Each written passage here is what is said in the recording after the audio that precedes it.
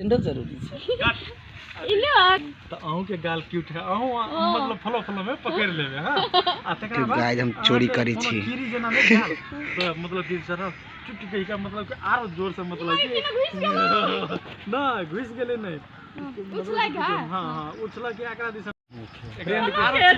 गाछ पर चोरी करे छी एकरा पकड़ेबे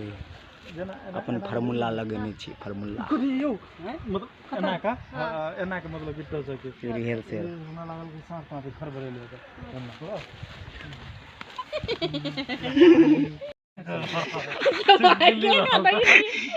नहीं हो रहा है फिल्म ला पहले गाल वाला रोल एक्शन आ के गाल कते क्यूट या आहू के गाल बड़ा क्यूट है कथी बेल बुझाल जे कीड़ा उड़ा चढ़ गेल पैर पे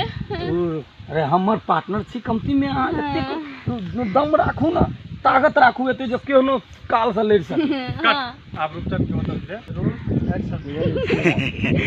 आते तक काफी रे देखो लडुआ गीत हाँ ई लडुआ नहीं छै धोखेबाज रे ई लडुआ नहीं छै धोखेबाज रे ई कुत्ता फसल के मारे आज रे ई लडुआ नहीं छै धोखेबाज रे हमर काम है फार्मूला दे के बंटवारा करवाला